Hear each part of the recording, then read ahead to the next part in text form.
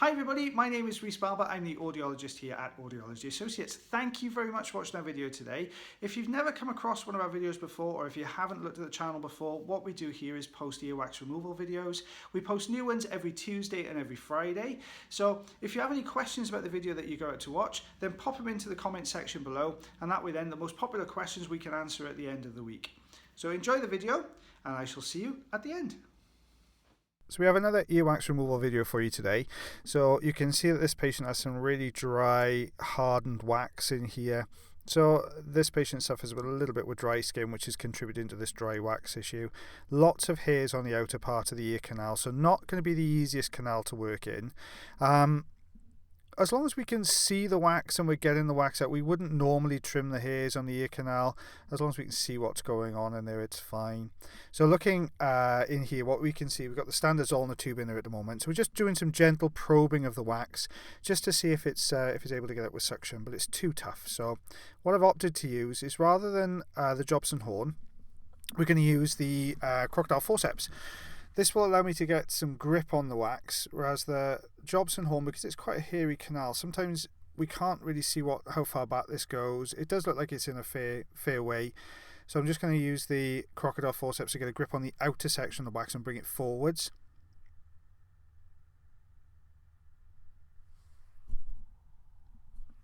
There you go, and just start to see some of the pieces coming away. Like I said, not exactly the easiest to remove.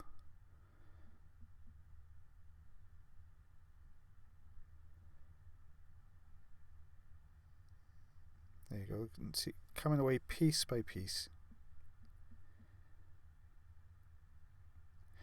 The reason the hairs are a problem on the outer part of the ear canal at the moment is we're working on the very outer section of wax, so it's not in too deep. So because we've got to position the endoscope that we use behind the tools that we're using, the endoscope is sitting a bit further out than the tool. So what you find sometimes is that the hair will start to obscure your view at the front end of the wax, but as you get a little bit deeper in them, because you can position the endoscope through the hairs a little bit more, you tend to find that you end up getting a much better view without the hairs getting involved then. So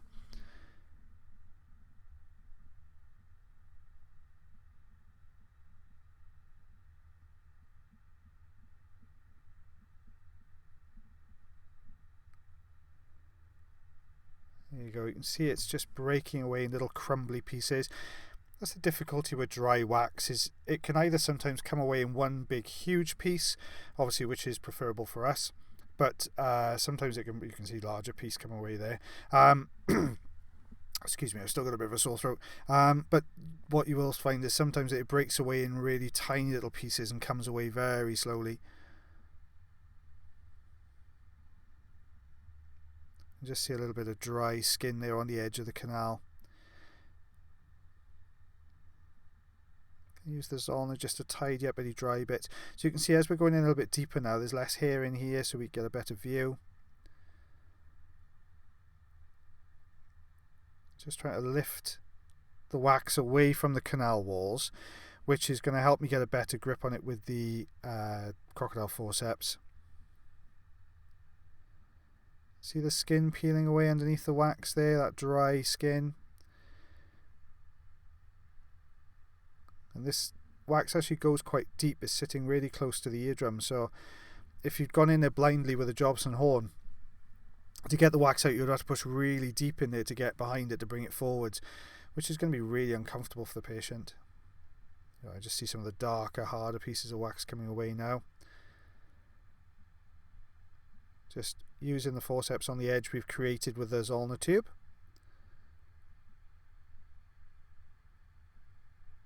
There you go. Just going to have a quick look in there now. So with the forceps, obviously it works better with a leading edge. If you try and just sort of dig into a piece of wax, it's just going to tear as you try to take it out. We can just start to see a bit of the eardrum there. See a little bit of dry wax around the outside edges.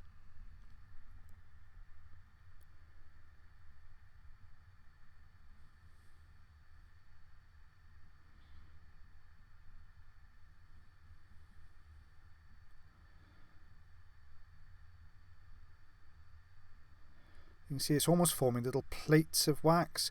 So they're individualized bits, but obviously when they're bunched together like that, it can cause quite a few problems with hearing.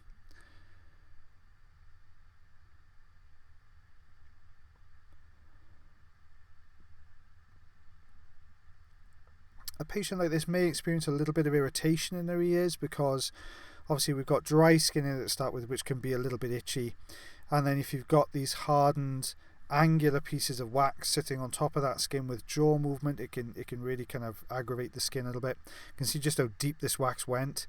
This is sitting just in front of the eardrum but still really dry.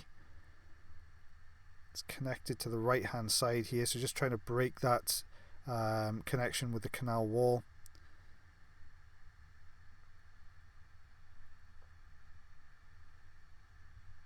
Very gently going to grip on it with a forceps. Here we go. Oop, just lost him.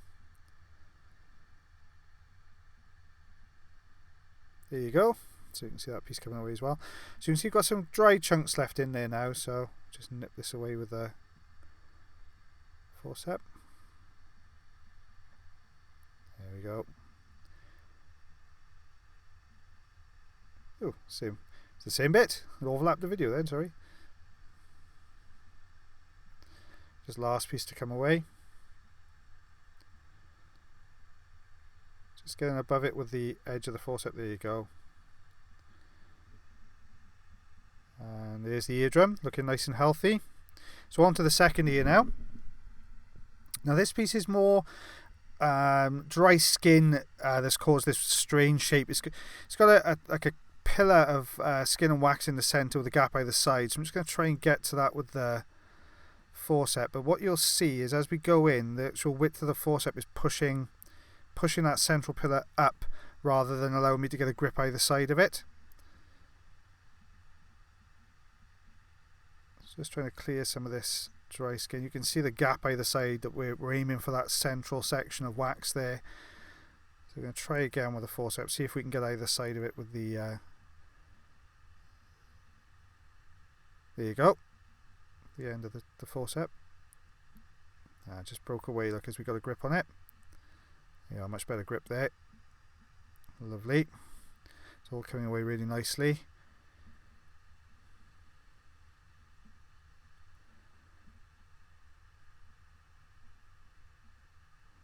You can see the flakes of dry skin in here as well.